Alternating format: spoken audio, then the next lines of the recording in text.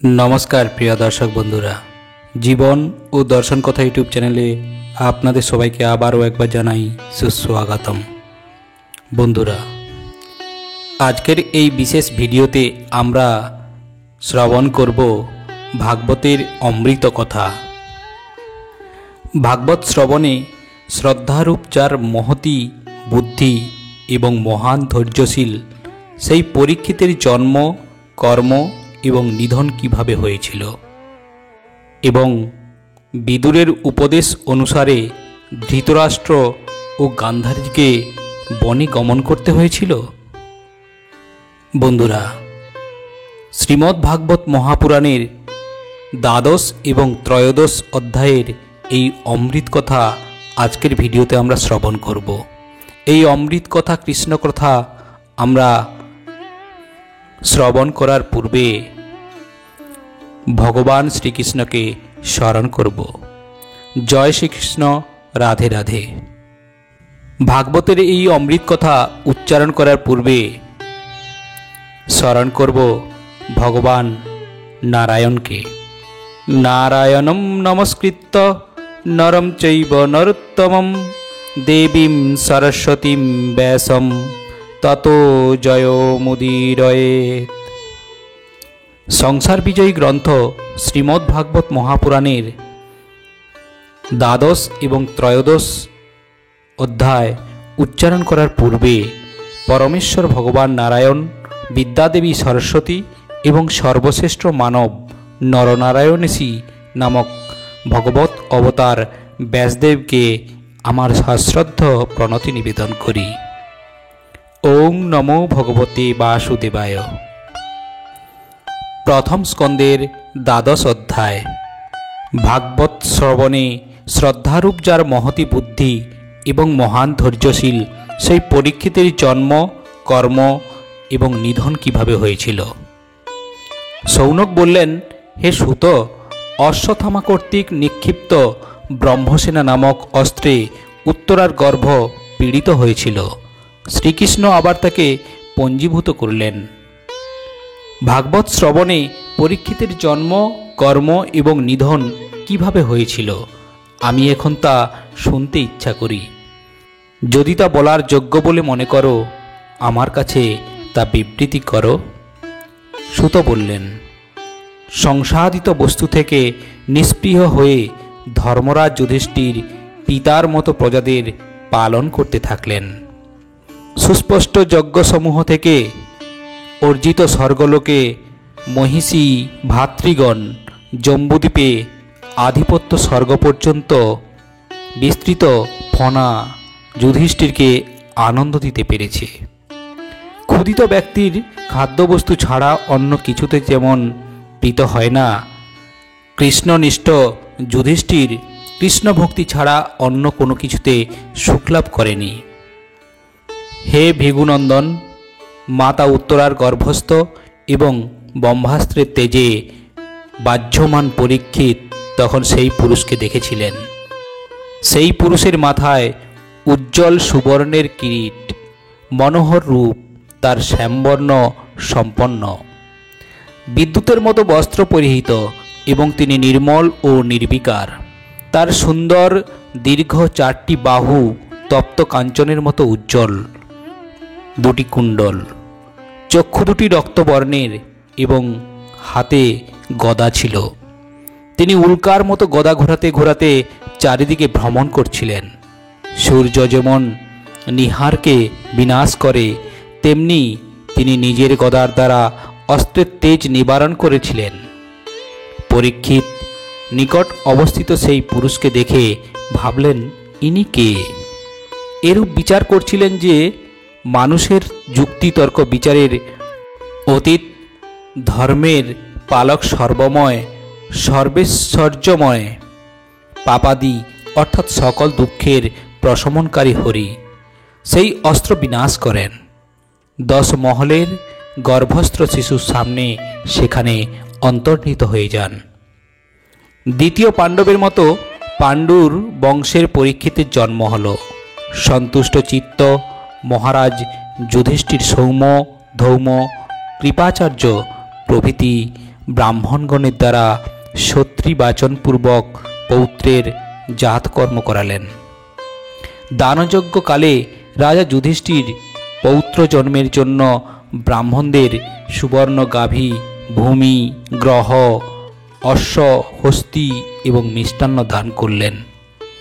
তারপর পরিতুষ্ট ব্রাহ্মণগণ মহারাজ যুধিষ্ঠিরকে বললেন, হে কুরুবংশের শ্রেষ্ঠ নৃপতি, কুরুবংশীয় এই সূর্যবংশে দুর্বার দৈবিকৃত বিনাশ উপস্থিত হলে তোমার অনুগ্রহের নিমিত্ত বিষ্ণু একে দিয়েছিলেন। হে মহাভগবান, এজন্য এই বালক বিষ্ণুরাট অর্থাৎ কর্তিক নামে খ্যাত হবে, বংশগুণে কথা ভাগবতেও শ্রেষ্ঠ হবে, এ বিষয়ে কোনো সন্দেহ নেই। যুধিষ্ঠির জিজ্ঞাসা করলেন, হে ব্রাহ্মণগণ, যশ এবং কীর্তির দ্বারা এই বংশের মাহাত্ম্য পূর্ণ যশস্বী রাজর্ষিদের অনুবর্তন। ব্রাহ্মণগণ বললেন, হে যুধিষ্ঠির, এই বিষয়ে তুমি বিন্দুমাত্র সংশয় প্রকাশ করো না। এই বালক মনুপুত্র ইক্ষ্বাকুর মতো প্রজারক্ষক হবে, দশরথ পুত্র রামচন্দ্রের মতো ব্রাহ্মণদের হিতৈষী এবং সত্য প্রতিজ্ঞা হবেন। কুশীনদ দেশের রাজা শিবির মতো দাতা এবং শরণাগত পালক হবে। দুষ্মন্তের পুত্র রাজা ভরতের মতো জ্ঞাতিগণ এবং যাজ্ঞিক ব্রাহ্মণদের মধ্যে যশ বিস্তার করবে। ধনুর্ধারী বীরদের অগ্রণী এ বালক পায় এবং কার্তবীর্য অর্জুনের মতো হবে। সে হবে সমুদ্রের মতো গম্ভীর ও অগ্নির মতো দুর্ধর্ষ, ধরিত্রীর মতো ক্ষমাশীল, মাতা পিতার মতো সহিষ্ণু, হিমালয়ের মতো শতত সিংহের বিক্রান্ত, সমদর্শিতায় পিতামহ ব্রহ্মার সমান হবে সে, প্রসন্নতায় শিবের সাথে তার তুলনা হবে, শ্রীপতি বিষ্ণুর মতো সে হবে সকল প্রাণীর আশ্রয়। এই বালকের মধ্যে সমস্ত সদ্গুণ কৃষ্ণের মতো মহিমান্বিত হবে। উদারতায় সে হবে রন্তিদেবের তুল্য, হবে যজাতির মতো ধার্মিক, ধৈর্যে মহারাজ বলির সমান এবং প্রহ্লাদের মতো কৃষ্ণের মতিযুক্ত।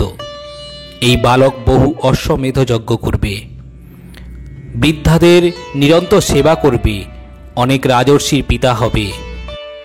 সে হবে উৎপাতগামীদের শাসক, পৃথিবীর ধর্মরক্ষার জন্য কলিকে নিগৃহীত করবে। মুনি বালক শৃঙ্গী তাকে নিধনের জন্য তক্ষক সর্পরূপে প্রেরণ করবে। সব আসক্তি পরিত্যাগ করে সে শ্রী হরির চরণকমল আশ্রয় করবে। হে মহারাজ, ব্যাসপুত্র সুখদেবের কাছে সে আত্মজ্ঞান লাভ করবে। পরীক্ষিত পার্থিব দেহ গঙ্গার তীরে পরিত্যাগ করে শ্রীহরির চরণে আশ্রয় নেবে। এই কথা বলে ব্রাহ্মণেরা যুধিষ্ঠিরের কাছ থেকে সম্মানিত হয়ে নিজ নিজ গৃহে গমন করলেন। পরবর্তীকালে এই বালক পরীক্ষিত নামে খ্যাত হয়েছিলেন। জন্মগ্রহণের পরে গর্ভে দুষ্ট পুরুষকে ধারণ করে জনগণের মধ্যে পরীক্ষা করতেন। যুধিষ্ঠির প্রভৃতির দ্বারা লালিত হয়ে রাজপুত্র শুক্লপক্ষের চন্দ্রের মতো বৃদ্ধি পেতে থাকলেন। বাল্যকালেই তিনি ধর্মাত্মা কৃষ্ণভক্ত সকল প্রাণীর প্রতি প্রীতিযুক্ত হয়েছিলেন। জ্ঞাতিদ্রোহজনিত অধর্ম থেকে মুক্তি পাবার জন্যে রাজা যুধিষ্ঠির অশ্বমেধ যজ্ঞ করতে বাসনা করলেন। তিনি প্রজাদের কাছ থেকে কর ও দণ্ড ছাড়া অন্য কোনো অর্থ গ্রহণ করতেন না। রাজকোষে প্রচুর অর্থ না থাকায় চিন্তান্বিত হলেন। তার অভিপ্রায় জেনে কৃষ্ণপ্রাণিত ভাইরা উত্তর দিক থেকে মরু এবং রজ্জের যজ্ঞে পড়ে থাকা সুবর্ণ পত্রাদি অপহরণ করলেন। যুধিষ্ঠির 3টি অশ্বমেধ যজ্ঞের দ্বারা যজ্ঞেশ্বর হরির অর্চনা করলেন। ভগবান শ্রীকৃষ্ণ যুধিষ্ঠিরের আহ্বান পেয়ে হস্তিনাপুরে এলেন। কয়েক মাস সেখানে থাকলেন। দ্রৌপদী এবং বন্ধু জনের সাথে রাজা যুধিষ্ঠিরের অনুমতি নিয়ে অর্জুনের সঙ্গে যদুগণের দ্বারা পরিবৃত্ত হয়ে শ্রীকৃষ্ণ দ্বারকায় গেলেন। প্রথম স্কন্দের দ্বাদশ অধ্যায় এখানেই সমাপ্ত হল। প্রথম স্কন্দের ত্রয়োদশ অধ্যায় বিদুরের উপদেশ অনুসারে ধৃতরাষ্ট্র ও গান্ধারীর বনগমন। সুত বললেন, তীর্থ ভ্রমণে গিয়ে বিদুর ঋষি মৈত্রেয়ের কাছ থেকে নিজের গতি জেনে হস্তিনাপুরে গেলেন। বিদুর মৈত্রেয় মুনির কাছে কতগুলি প্রশ্ন করেছিলেন। তার কয়েকটি উত্তর শুনে অন্য প্রশ্ন করা থেকে বিরত হলেন। আত্মীয় বিদুরকে কাছে আসতে দেখে যুধিষ্ঠির, ধৃতরাষ্ট্র, যুযুৎসু, সঞ্জয়, কৃপাচার্য, কুন্তী, গান্ধারী, দ্রৌপদী, সুভদ্রা, উত্তরা, কৃপাচার্যের ভগিনীরা তার কাছে এলেন। মূর্ছাগত ব্যক্তির প্রাণ অবসন্ন হলে ইন্দ্রিয়গুলি নিষ্ক্রিয় হয়ে পড়ে, প্রাণ ফিরে এলে ইন্দ্রিয়গুলি ক্রিয়াশীল হয়। বিদুরের বিরহে আত্মীয়গণ তাকে পেয়ে আনন্দে উৎসাহিত হয়েছিলেন। আত্মীয়রা যথারীতি আলিঙ্গনের, অভিবাদন প্রভৃতির দ্বারা মিলিত হয়ে আনন্দাশ্রু বিসর্জন করলেন। বিদুর আসনে উপবিষ্ট হলেন। যুধিষ্ঠির তাকে সম্মানিত করলেন। যুধিষ্ঠির বললেন, পক্ষীগণ যেমন শাবকদের পক্ষ ছায়ায় রক্ষা করে, তেমনি আপনার পক্ষপাত ছায়া বর্জিত আমাদের কথা কি আপনার মনে পড়ে? আপনার আশীর্বাদে আমরা বিষ, অগ্নি প্রভৃতি বিপদ থেকে রক্ষিত হয়েছি। এই পৃথিবীর তীর্থযাত্রার ভ্রমণ করতে করতে বৃত্তির দ্বারা জীবিকা নির্বাহ করেছিলেন। মুখ্য কোনো তীর্থে পৌঁছে গেছেন।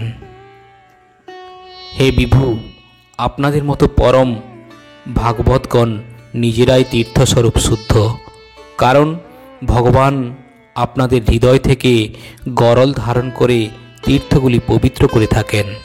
হে তাত, কৃষ্ণ যাদের দেবতা, সেই যদুবংশের বন্ধুদেরও সৌহৃদদের আপনি কি দেখেছেন? তারা কি সুখে আছেন তো? ধর্মরাজ যুধিষ্ঠিরের প্রশ্ন শুনে বিদুর যদুকুলের বিনাশ ছাড়া আর যা জানতেন সব বললেন। মানুষের দুর্দিন স্বগৃহে উপস্থিত হলে পাণ্ডব দ্বারা দেবতাদের মতো সম্মানিত হয়ে বিদুর জ্যেষ্ঠ ভ্রাতা যুধিষ্ঠিরকে উপদেশ দেওয়ার জন্য কিছুকাল সেখানে বাস করলেন। মান্ডব ঋষির অভিশাপে যম 100 বছর যাবৎ শূদ্র হয়েছিলেন। তখন সূর্য যমলোকে পাতকীদের যথাবিধি দণ্ড দিতেন। যুধিষ্ঠির রাজ্য লাভ করে বংশধর পৌত্র পরিত্রিককে দেখে ইন্দ্রাদি লোকপাল তুল্য ভাইদের সাথে পরম আনন্দিত হলেন। গৃহে আসক্ত ও গৃহকার্যে প্রমত্ত পাণ্ডবদের আয়ুর কাল অজ্ঞাতসারে আক্রমণ করল। বিদুর তা বুঝতে পেরে ধৃতরাষ্ট্রকে অনতিবিলম্বে বললেন, ভয় অর্থাৎ কালে এসে উপস্থিত হয়েছে। হে প্রভু, এই জগতে কোনো স্থানে কোনো সময়ে যার প্রতিকার নেই, আমাদের সেই অন্তিমকাল উপস্থিত হয়েছে। যে মৃত্যুরূপ কালগ্রস্ত হয়ে মানুষ প্রিয়তম প্রাণ থেকেও বিযুক্ত হয়, আর অন্য ধন প্রভৃতির কথা কি বলবো। মহারাজ, আপনার পিতা, ভ্রাতা, সুহৃদ এবং পুত্রগণ সকলেই নিহত হয়েছেন। আপনার বয়সও হয়েছে, দেহ জরাগ্রস্ত, আর এখন পরের গৃহে বাস করছেন কেন?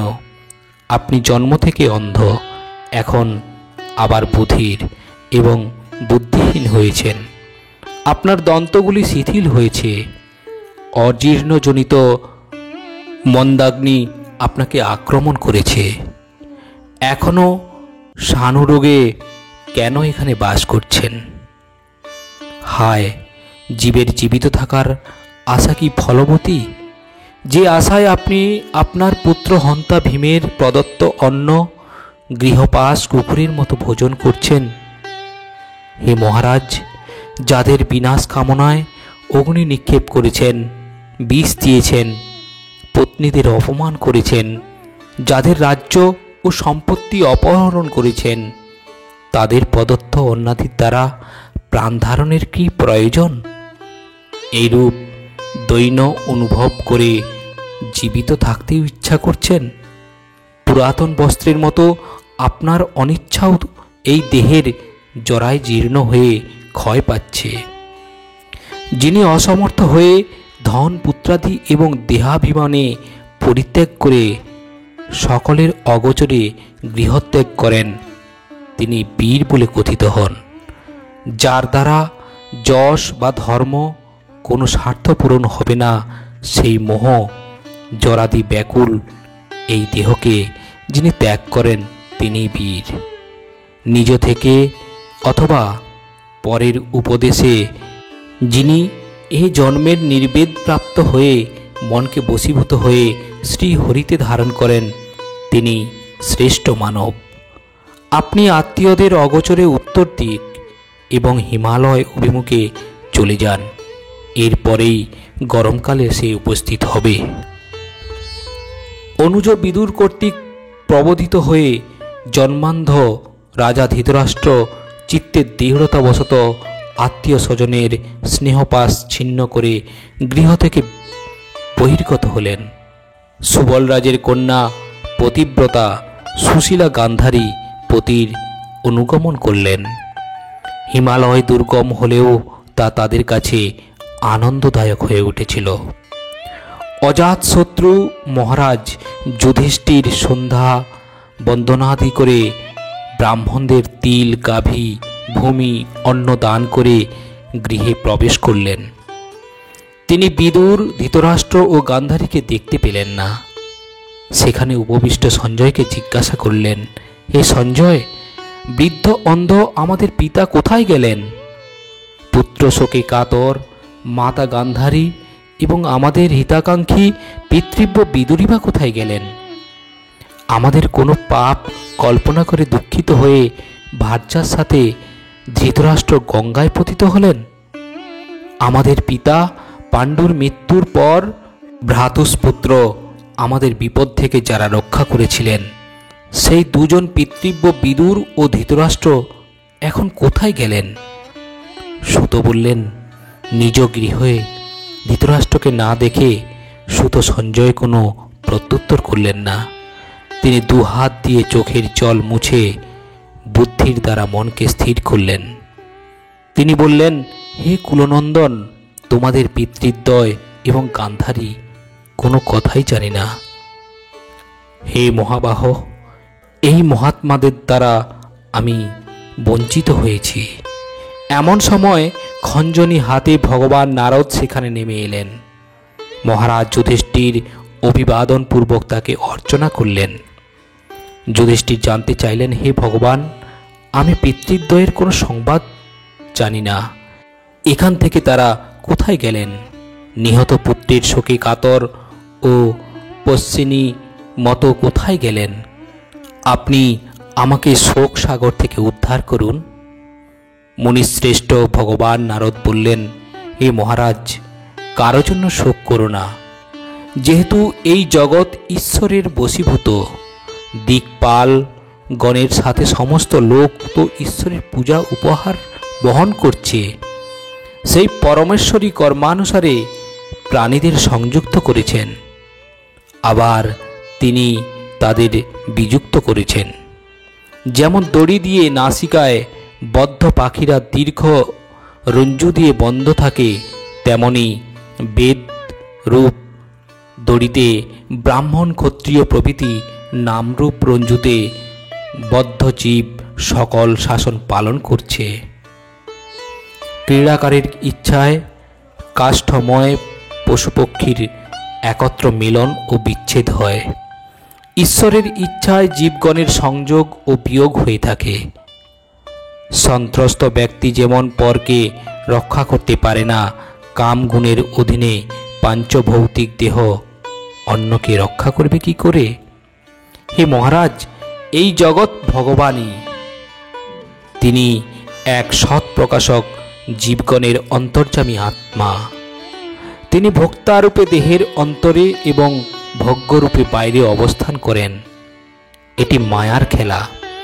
ধৃতরাষ্ট্র ভ্রাতা বিদুর ও ভার্যা গান্ধারীর সাথে হিমালয়ের দক্ষিণ দিকে ঋষিদের আশ্রমে গিয়েছেন। সেখানে সৎধনী গঙ্গার 7 জন ঋষির প্রতিনিমিত্ত পৃথক পৃথক 7টি স্রোতে নিজেকে বিভক্ত করেছেন। তাই সেই তীর্থকে সপ্তস্রোত বলা হয়। সেই তীর্থে তীর্থকাল স্নান করে যথাবিধি অগ্নির হোম করে তিনি অবস্থান করছেন। এখন তার মনে কোনো বিষয় বাসনা নেই। তিনি আসন এবং শ্বাস জয় করে 6টি ইন্দ্রিয় প্রত্যাহার করেছেন। হরির ভাবনার দ্বারা সত্য রজ তমগুণ মালিন্য দূর করেছেন। অহংকারে অস্পদ মনকে বিজ্ঞানাত্মা সংকবদ্ধ বুদ্ধিতে সংযুক্ত করেছেন। বুদ্ধি অঙ্ক থেকে বিচ্ছেদ করে এক্ষেত্রে 5কে 1 করেছেন। ঘর ভেঙে গেলে তার উপস্থিত আকাশ যে মন মহাকাশে পরিণত হয়, তেমনি তিনি আত্মাকে পরমাত্মাকে 1 করে দিয়েছেন। হে মহারাজ, যিনি অখিল কর্ম সন্ন্যাস করে কৃত্য হয়েছেন, সে ধৃতরাষ্ট্র শ্রেয় প্রতিবন্ধক বিঘ্ন তুমি করো না। আজ থেকে পরবর্তী 5ম দিনে তিনি দেহত্যাগ করবেন। সেই দেহ আপনা থেকেই ভস্মীভূত হবে। পর্ণশালার সাথে পতির দেহ দগ্ধ হতে থাকলে পতিব্রতা গান্ধারী পতির উদ্দেশ্যে অগ্নিতে প্রবেশ করবেন।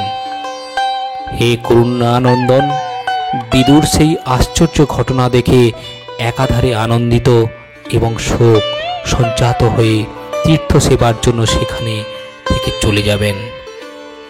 এই কথা বলে নারদ স্বর্গে চলে গেলেন। যুধিষ্ঠির তার কথা শুনে শোক ত্যাগ করলেন। ভাগবত মহাপুরাণের 1ম স্কন্ধের 13শ অধ্যায় এখানেই সমাপ্ত হল। বন্ধুরা, ভগবান শ্রীকৃষ্ণের মহামন্ত্র জপ করে আজকের মতো এই ভিডিও থেকে আমরা বিদায় নেব। হরে কৃষ্ণ কৃষ্ণ কৃষ্ণ হরে হরে, হরে রাম রাম রাম হরে হরে, হরে কৃষ্ণ কৃষ্ণ কৃষ্ণ হরে হরে, হরে রাম রাম রাম হরে হরে, হরে কৃষ্ণ কৃষ্ণ কৃষ্ণ হরে হরে, হরে রাম রাম রাম হরে হরে। জয় শ্রীকৃষ্ণ। রাধে রাধে। আজ এই পর্যন্ত। আবারও আসবো পরের ভিডিও নিয়ে। ততক্ষণ ভালো থাকবেন, সুস্থ থাকবেন।